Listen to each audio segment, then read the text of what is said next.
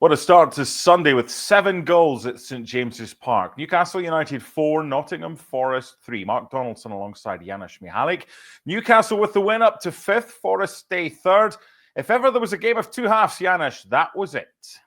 Yeah, I even actually made a note, right? I mean, I'm sure everybody else that's watching this has, it was over in 10, 11 minutes, Yeah. 4 goals for Newcastle after going behind to a team that not only has been good. I'm obviously talking about Nottingham Forest, but a team that has taken the lead in 20 of the 26 games. Right, only lost one of them. So proper bounce back at that time. I thought for Newcastle after the embarrassment of what they of the loss against Manchester City. Let's not forget the last 2 home games they've lost as well to Fulham and Southampton. So I thought it was going to be easy, and apparently so did Newcastle players because regrettably they dropped off in the second half, and I have to imagine that in the back of their heads they thought they've won it. And in the end, it's 4-3. But I think if you're Newcastle, you take that, you quickly forget about it.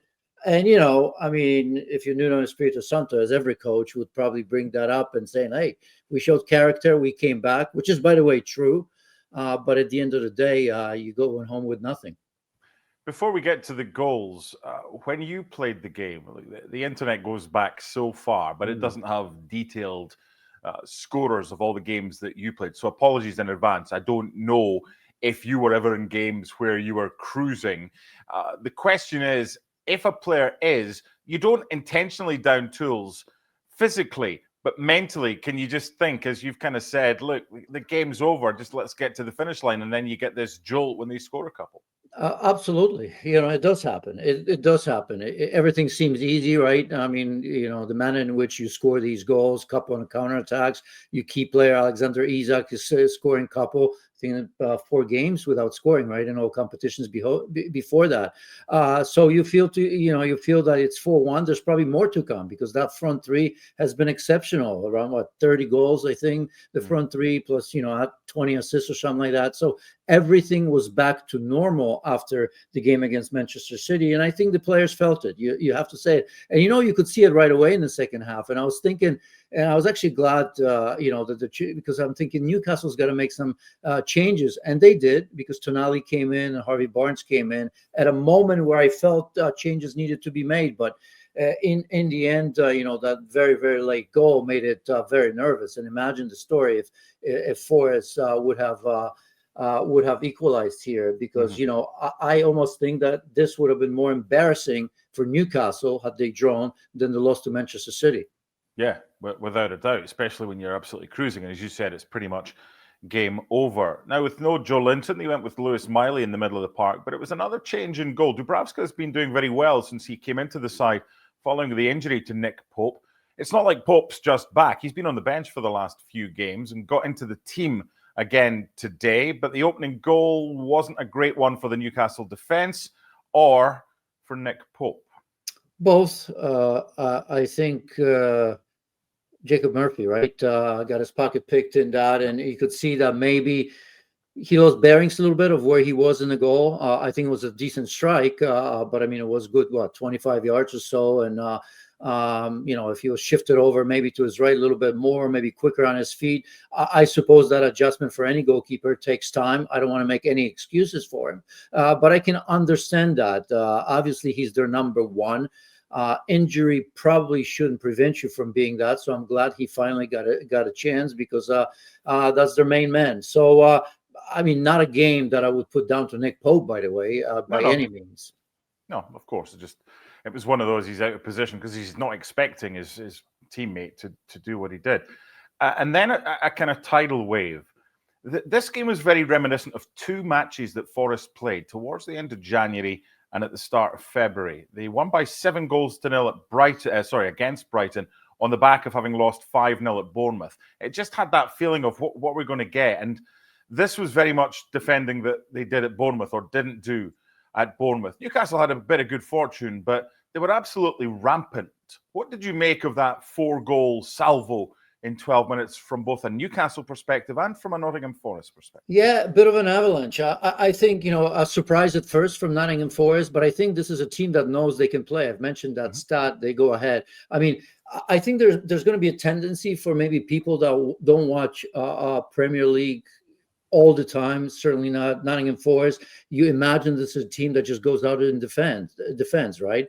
That's statistics, as I've mentioned, 20 games where they've taken the lead out of 26. So that's very impressive. I think they're starting to feel that they can play against anyone, anywhere. And I think that is important. It has been a dream season for them, for this mighty club. Obviously, that's waking up from, I don't know, from the glory days of my time, right? So I think this is positive, but I think maybe just lacking a little bit of that experience, right, after the first or maybe even second goal went on. They try to play, they try to go after Newcastle, and maybe, look, I mean, Newcastle are a little bit ahead of them on that journey, I suppose, right?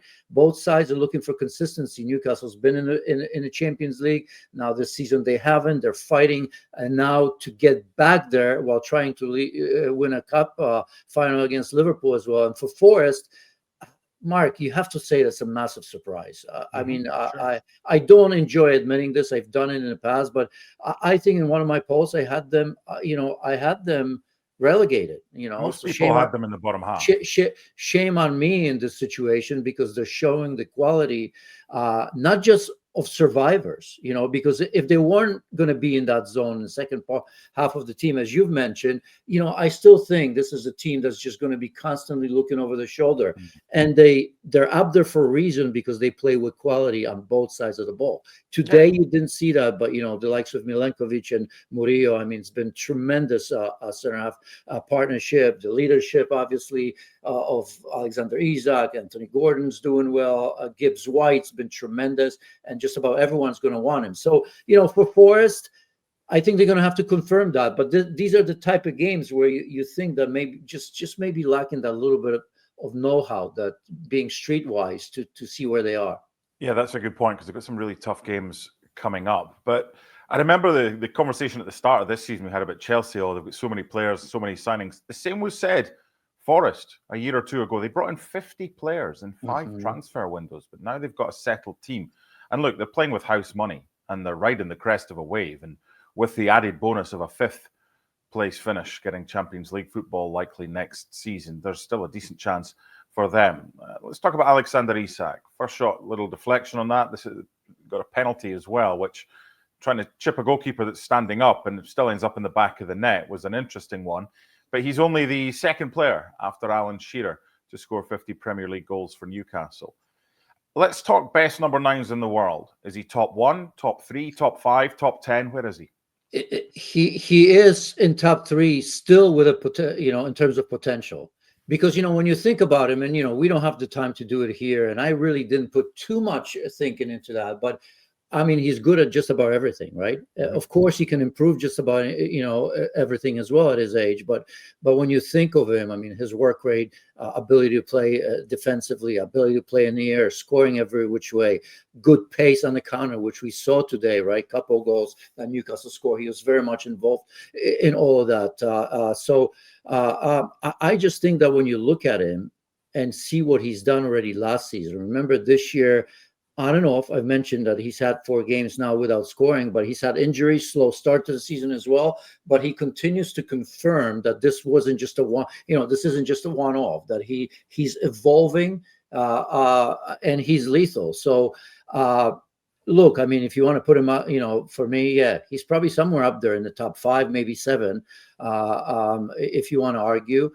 But I just like what I see in terms of potential so far, because there isn't something, there isn't just one thing that he's great at. He's not your just typical big number 9, but soft feet for a big man, right? Yeah. So I mean, what's there not to like when you talk about Alexander Isak right now? I mean, as we see in the rumor mill, just about any team, and certainly there's 3 or 4 massive clubs that would gladly have him in their squad.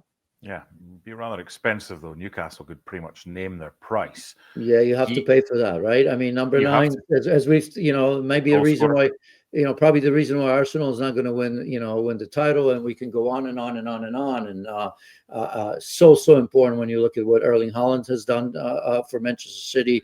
Maybe not a 9, but Mo Salah. Obviously, you have to have somebody in the front line of that ilk. When a player like Alexander Isak comes in and continues to confirm how good he is, right? You say to yourself, you have to pay the money. You have to pay the piper. No questions about that.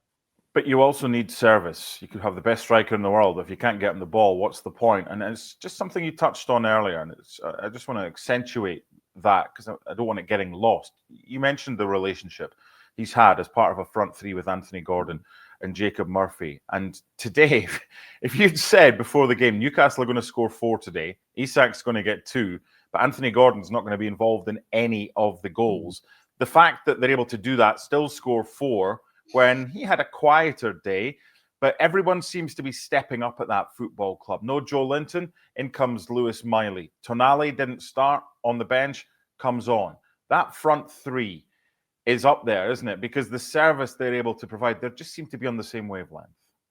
Well, absolutely, and as you said, I mean, you're not always going to have the front three. I gave you that stat, not exact one, but I know it's around 30 and 20 in terms of goals and assists from the front three. And yeah, Anthony Gordon's been very good. In those 4 games where Alexander Isak wasn't scoring, I thought he led the line.